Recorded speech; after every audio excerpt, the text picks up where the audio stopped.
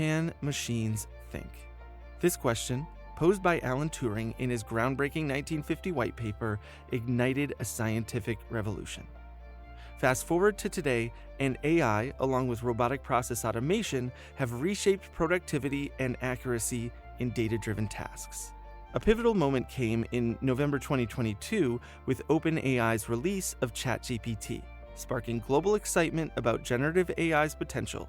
In the private markets, fund managers and service providers are keenly exploring AI to enhance efficiency and data integrity while navigating reputational, regulatory, and cybersecurity challenges.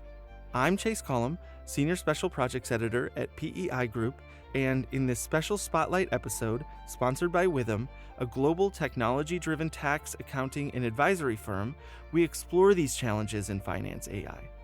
Joining me is Colleen Fay, a seasoned tax partner at Withum with deep insights into AI's impact on the alternative investment industry. Colleen, can you tell me a little bit about your experience with AI and sort of what your view is as we enter this conversation? What's exciting to you about AI? I think exciting is we've been talking about it not so much in that terminology, but at least my background is in the tax compliance area. And we've been talking about things like K1 reading and like data and form reading for a long time. So to see the advancements that it's made over this time period, and now really everyone's talking about it. It's not just in tax, it's in compliance, it's in fund management, day-to-day things, even really at every level. We've rolled out some things here at Withum, which I'm excited to try. And I'd say I've tested the waters a little bit, but anything to make your life a little bit easier on the day-to-day basis, like sending emails, like writing up reports that, have a little more words to them than kind of the bullet point list you're, throwing together. Those are the things that I'm excited to see how they play out and kind of how they develop over time. I think finding ways to take some of the mundane and repetitive tasks out of the day, even for, the people that I work with on a regular basis, our clients and things like that. So they really can focus on what they enjoy doing or the parts of their job that, they find the most interesting. Because, with every job, there's got to be that one or two things you're like, I wish I didn't have to do this part, but it's part of the job. I think that'll be exciting to see as these things are perfected and more people are adopting them, how everybody's quality of life is able to be a little bit better because they don't have to focus on some of the things that maybe were taking up time and energy that they could spend otherwise. And what's keeping you up at night? What are the challenges from AI from your perspective?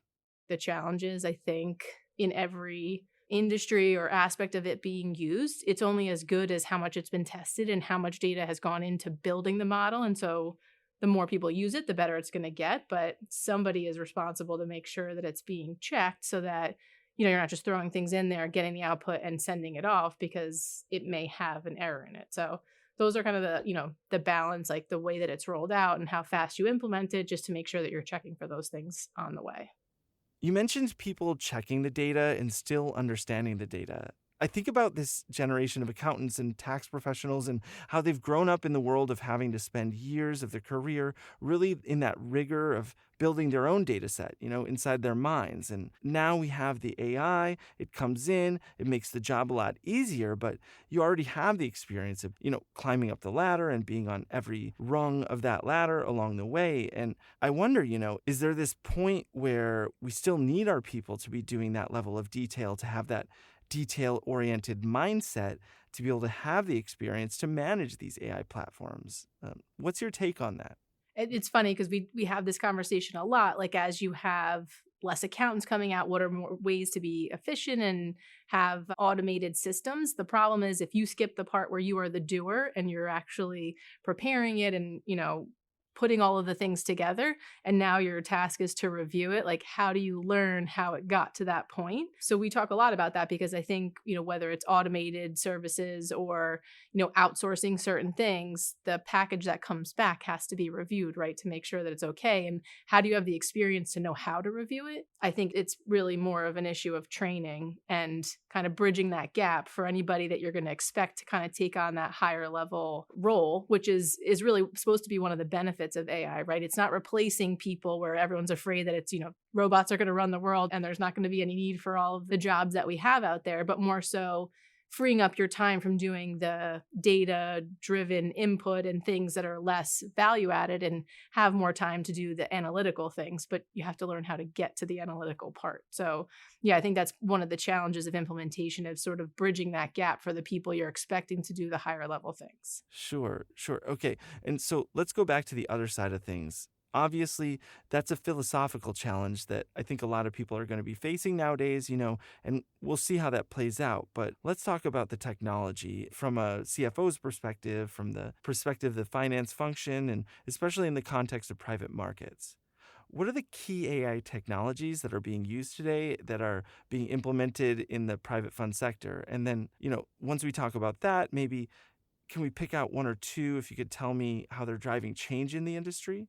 Sure. So I think everyone's very familiar with things like Chat GBT, right? That's more of like a large language model, using it to ask questions, to streamline communication. So sort of seamlessly or making more efficient the process of writing things. And then there's also, process automation. We've talked a little bit about whether that's building bots or different things that are automated processes that usually are data driven, and then machine learning as well, like the ability to read through a lot of data all at once and kind of gather and put them into results that somebody else could then analyze. So those are kind of like the three broad areas I think we're seeing a lot of conversation around, and how they're driving changes. I mean, I think it's increasing accuracy, even if humans are still making the decisions, kind of compiling the data. It's more accurate, like there's less data input, so less option for error, as well as everything's just going faster. So, the decision-making process is happening quicker. So it's a good thing on the one hand, right?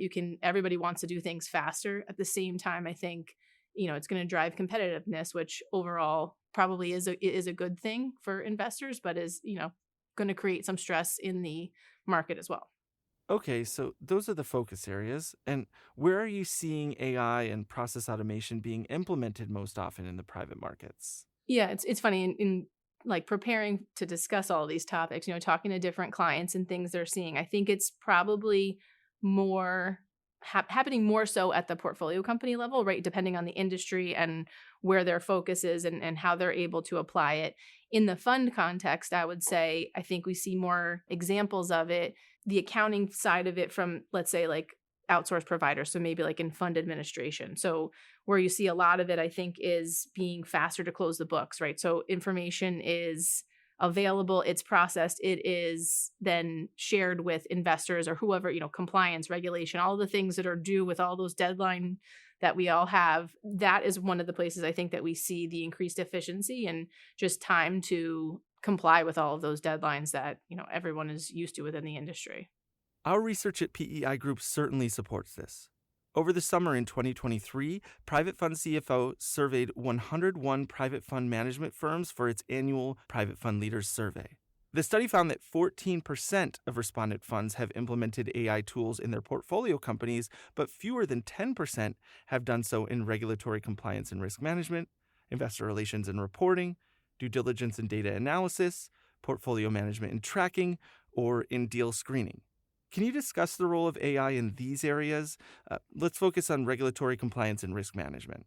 Yeah, I think that kind of goes back to like almost like the machine learning and the ability to go through large amounts of data. So for, say, fund clients, they have a lot of investors. There's a lot of compliance with, KYC, knowing your investor, and their different demographics and things that may require additional reporting or certain things to comply with. And I think, the ability for AI to help go through all of that information and maybe highlight where you may have a risk or you need more information, just is going to help people be in compliance and reduce the amount of times they may have exposure to some type of risk where they aren't complying, but maybe didn't realize because forms changed or you had new investors and, things along those lines.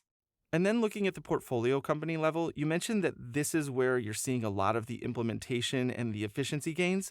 What are the primary challenges that CFOs, folks in the finance function, in the private markets are facing, especially around data handling and privacy?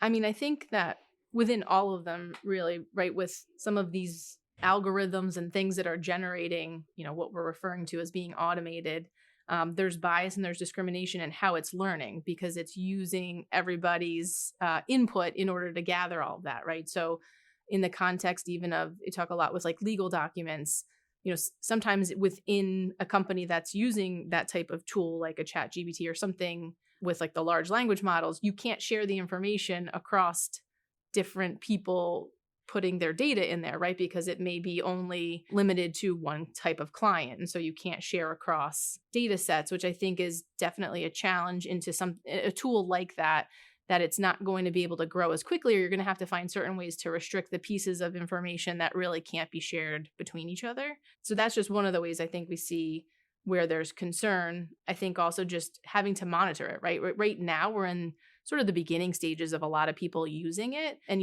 if you go on and kind of test some of the things that people are rolling out with these ones where you could put in a question and see what the answer comes back. I mean, when you look at some of them, there's a lot of great information there. But even in things that maybe have more computing involved, or the way that you're typing in the question, sometimes the answer isn't correct when it comes back, right? So like those are things that like we still need people checking it, because we're not at the point that it's been 100% perfected. Like the same way when you Google a topic and you get back the first 10 answers, you kind of have to sift through which one is what you're really looking for and is going to kind of answer the question. Yeah, I definitely have that feeling myself using ChatGPT.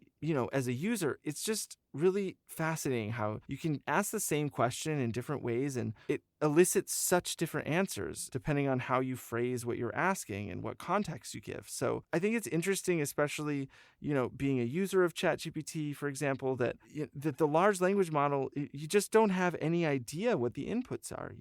I've heard over the course of the year since that first epiphany of stepping into the generative AI world, this idea of smaller language models and sort of targeted data sets and how those could be really powerful in these instances. So are you seeing that at all, or this idea of smaller data sets and bringing power out of those? I mean, especially if you look at silos where you can't cross data over that you just mentioned.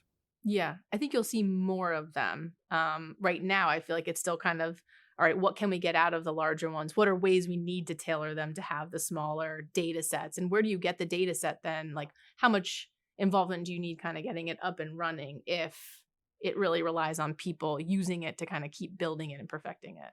Right, right. And I guess that's the machine learning aspect of things too. But let's turn to something else that's on everybody's mind when it comes to the tech stack. How can CFOs approach data privacy, cybersecurity, and those issues when adopting these AI and automated technologies?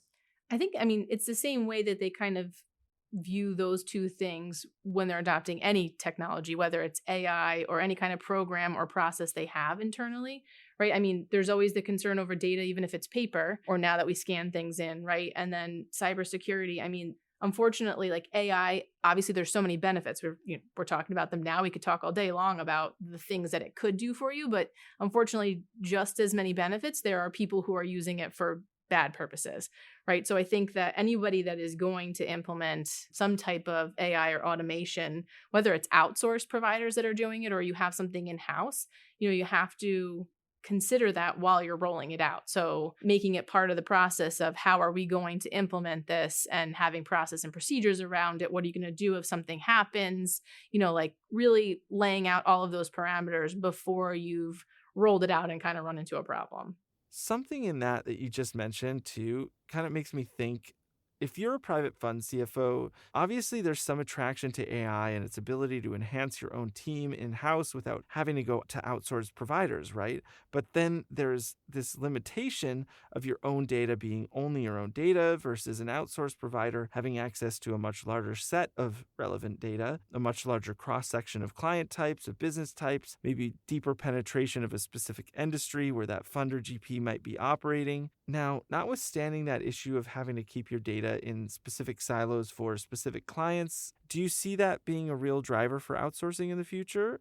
I think it depends on the appetite of the manager and kind of like where their focus is. Are they going to have somebody in-house that is the expert that's going to own that, whatever that automated AI program or tool is, versus outsourcing it and kind of finding that right balance, because we work a lot with emerging managers, right? On day one, they're wearing a lot of hats. Their first focus probably isn't going to be on having their own in-house AI technology, but at the same time, you may have some that are really focused on technology, and that's just something they already are an expert in. So maybe they will, but I think it's very similar to, fund admins, a couple decades ago. You still had some of the larger shops that were doing self-administration, or they had their own program or their own Geneva type system that they ran internally, and maybe it was shadowed to the fund admin, those kind of things. I feel like it's the same where they're going to have that cost benefit of, do I want to outsource and have more exposure to people who are experts in AI and going to bring me the new technology and things like that? Or do they want to keep it in-house because maybe they think they have some type of edge,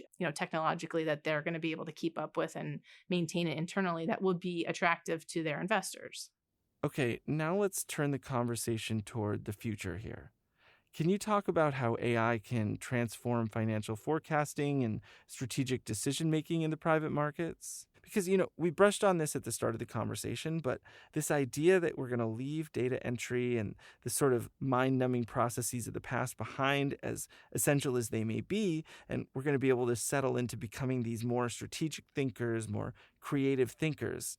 How do you see AI really in the next maybe year, 2 years, 5 years contributing to that ability to open up the strategic box a little wider? I mean, I think it comes down to sort of two things we've been mentioning. As one is the efficiency it's going to provide, right? So it's going to allow you to get through so much data and sort of see trends. I think, I was reading something that it would be able to pick out trends in data that, the human eye may not find, or it may take them a long time to realize the pattern that's going on there. So I think that is just going to provide a lot of strategic opportunity for CFOs who are able to put the data in that would provide those types of trends and then see in order to make decisions that would obviously be beneficial over time. I think one of the examples I was reading was, within the agriculture industry, you don't think about when you're in the grocery store, like, how do they have the right supply of X type of product? But it comes down to like things like weather patterns and predicting like when's a good time to plant X amount to get, what the demand they think is going to be over the next, 1 to 3 years. So those kinds of things, I think everything's going to be able to be more precise. So hopefully things like shortages, like we've seen in the past, there would be less where it's a prolonged shortage, because hopefully you'd be able to predict or at least see some of those trends coming. Sure. And let's talk about, again, forward looking here. One of the things that I think AI is great, new technologies are great, but how often is it that we've seen where early adapters sort of get nipped in the bud when they've gone a little too far, and then regulatory compliance comes in, the SEC comes in and sort of pulls back? So to avoid some of that bud cutting, so to speak, looking forward, how do you see regulations evolving around AI for private funds? So, I mean, I think they're already out there, so it shouldn't be a surprise that there's going to be something that eventually is in place, to try and monitor compliance. And I just think looking at it as far as there's going to be something that requires you to focus on the protection of the investors, right? So whether it's transparency, some type of testing and validation of the data, ensuring that there isn't a bias that you haven't realized with the data that's being input into the model, that's sort of driving decisions and you didn't realize that it was maybe missing a critical piece of information, and avoiding any conflicts of interest, which you would need to have some type of support for how you ended up getting there. So it's great if all of these tools are here for you to have data at your fingertips, but if you can't still kind of show your work on how did we get to this decision, I think that that's something they're going to focus on. So, more around being able to be transparent despite having all these tools that make things quicker and, show a little bit less of the work, but like, what is it all based on?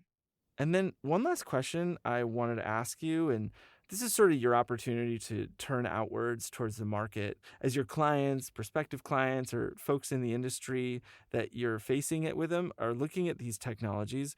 What would you challenge them to think about? What would you say would be the mindset that they should have and sort of principles that they should apply as they move forward thinking about AI? I think it kind of goes back to like a cautious implementation or rollout. Where can they be using it? So not completely missing the opportunity to bring it into their portfolio or their fund management, but also in doing so, making sure that they're cautious about it, right? So they're checking it. They're not just letting it kind of run on its own and, sort of like everything in moderation, seeing how it plays out and making sure that, you're informed on the one side and you're kind of monitoring on the other. Great. And anything I left out here that you think we should be talking about? I don't think so. I think we've really touched on a lot of it. I think it'll be interesting to see sort of how this I almost say like first phase or kind of everybody testing the waters. I saw something recently that said we're moving from like the exploration stage to now more of the implementation stage. So we talk a lot about it, and I was sampling a couple different clients as I was speaking to them, like, how are you thinking about it? It really does feel like it's a little bit more at the portfolio company level right now. And that's not even in every industry. So I think seeing in the next, you said 1 to 3 years, I think it's going to happen very quickly, as opposed to when you think back to new technology that came out. I was watching a documentary about, BlackBerry versus iPhone, and like when that all kind of transpired, like that wasn't really that long ago. So I think something like this is going to move very quickly. So it'll be exciting to see over the next even 6 months to a year, kind of where people are at as far as using it and in their day-to-day lives as well as their, professional lives. Okay, I know I was just about to end this interview, but I have to dig into that. This idea of technology taking our jobs, of robots taking over the world, it's one that we just can't seem to shake as a culture. Whether in the form of Skynet or some other singularity, there is a collective fear of technology going too far. The phrase doom and gloom comes up a lot when people talk about AI. But I've really been thinking a lot lately, about, is technology really the big bad that's coming for our jobs, or is it an engine for the creation of a whole new class of jobs that didn't even exist before?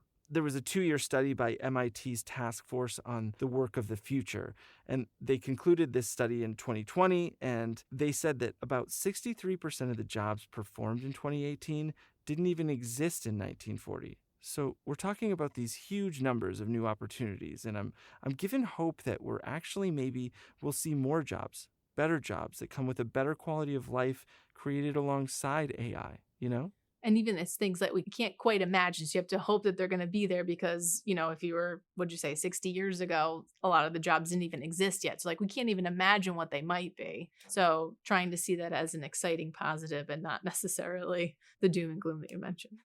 Well, hopefully we can chat again in a few years and see that there's been more exciting, positive technological leaps in the industry and less doom and gloom. Thanks again so much to Colleen Fay from Witham for joining us.